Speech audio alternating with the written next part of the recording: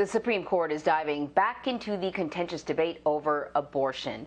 The High Court is taking up a Mississippi case that concerns a new state law that seeks to ban most abortions after 15 weeks of pregnancy, which could in turn pose a direct challenge to Roe v. Wade. Its decision to take on the case is highlighting the demand for abortion pills during the coronavirus pandemic. The FDA is now reviewing temporarily waived requirements and considering making telemedicine and by-mail access permanent nationwide. For more on this now, we want to bring in Miranda Ollstein. She's a healthcare reporter for Politico, and she's been reporting on this story. So just to sort of give people the lay of the land is during the pandemic, the FDA kind of waived certain restrictions so that you could have a telemedicine appointment and receive the abortion pill by mail. It really was only meant to be temporary because of the pandemic, but things could be changing and they could consider, or they are considering whether or not they should make it permanent. So talk to us about the impact of these restrictions out of Mississippi and the Supreme Court's review of them. Absolutely. So there are a lot of moving pieces here, but essentially what my reporting showed is that the decision of the Supreme Court to revisit Roe versus Wade is raising the stakes on this regulatory review of how and where people can access abortion pills. Because should the Supreme Court give states the green light to enact more sweeping abortion bans on abortion earlier in pregnancy, which is what Mississippi is trying to do and what a lot of states are trying to do, that would increase demand for abortion pills, so that people in states with a lot of restrictions could order them shipped from states with fewer restrictions or even from overseas. And there are some new academic studies that show this is already happening because the states with the most abortion restrictions now are seeing the highest demand for receiving these pills by mail. So it really puts increased attention, increased importance on what the FDA ultimately decides. So, Alice, what more can you tell us about how state abortion restrictions have driven demand for abortion medication, abortion pills? Absolutely. So there's this new study just out of all 50 states showing that the states with the most restrictions are seeing the most demand for receiving the pills by mail. And even when people in the study cited other reasons for wanting the pills, such as the nearest clinic is a long, long drive away, or the cost is too high of getting a surgical abortion, those reasons are also tied back to a state's laws, because the more a state requires, for example, a pregnant person to go in for an ultrasound and then have a mandatory waiting period and then come back a second time to have the procedure, that increases the cost.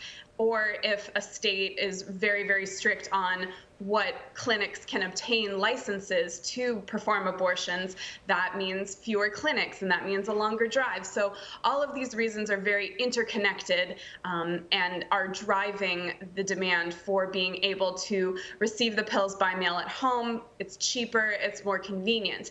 And this is the concern of these anti-abortion lawmakers and advocacy groups who see the pills as a real threat to their efforts to reduce the number of abortions or eradicate the practice entirely.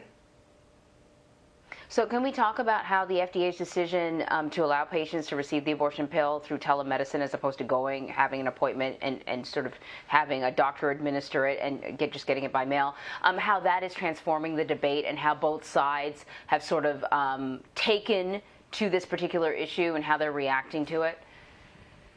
Yes, so both the FDA's pandemic-only decision as well as their current review of what to do permanently were both triggered by different lawsuits. And so the first was basically groups suing and saying, look, by forcing people to come in person to get the pills during a pandemic, you're exposing them to COVID potentially. And they're saying, you know, the safety data about the pills shows that there's really no difference between receiving them by mail and taking them at home or going into the clinic, having a doctor physically hand it to you. Even before, you still could then go take it at home. And so they're saying there's no medical reason for this requirement. It's just another hurdle, another hoop people have to jump through. And there's now even more data to bolster those safety claims because of the pandemic and because these restrictions have been waived. Now they're saying, look, we had these requirements waived during the pandemic. We now have data showing it's perfectly safe, or equally safe to getting it from a doctor as getting it in the mail at home. So they're saying the FDA really needs to reevaluate its rules around these pills and allow this permanently to be something people can access through telemedicine and through the mail. Now, of course, this is raising fears, as you mentioned, from the anti-abortion folks, that people will be able to get the pills, even in states that restrict and ban them. It would be very hard to crack down on something that is sent through the mail in discreet packaging all around the country. And so they're saying, look, this is as important to us. The folks I've talked to in the anti-abortion movement have said, this is as important to us as Roe versus Wade, what happens with these pills. On the other side, the abortion rights advocates say, we also see this as equally important. This is about the power of people to have an abortion on their terms that they can afford in their own home where they're comfortable. So very, very high attention on this sort of wonky regulatory process from both sides. So you've no doubt seen this lawsuit in Hawaii's federal court, which is pointing to the FDA's decision to allow telemedicine abortion during the pandemic as proof that restrictions on abortion pills are arbitrary and should be permanently lifted. As you know, the Biden administration and the ACLU are asking the court to hold off on a decision while the FDA's Center for Drug Evaluation and Research reviews the data regarding the pills. So what option does the agency have, and what impact could this decision have? Right. So because they were running into a court deadline, the Biden administration said to the court, we want you to put this case on ice until we at the FDA can come up with what rules we want to enforce going forward. And so that will punt the case at least until the fall, if not later. We will at least get an update in the fall about how they're looking at this. And yes, so they are reviewing all of this new data that's coming out because it's been difficult to study this in the US, because in the US there's a million different insurance programs, a million different hospitals to gather data from.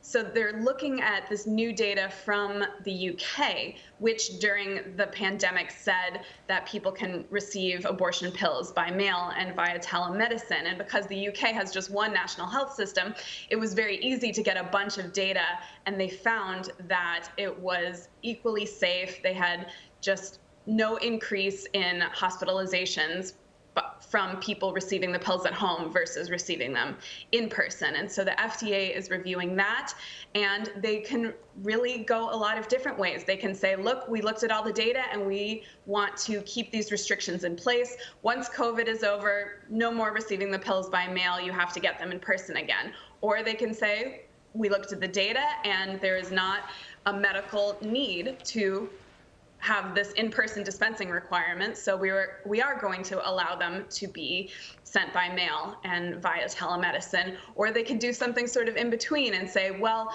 we're going to allow more different types of medical providers to provide the pills, maybe at a pharmacy, or maybe, you know, not have strict requirements on who can hand out the pills, but we're still going to ban sending them by mail. So there's a lot of different ways this could go.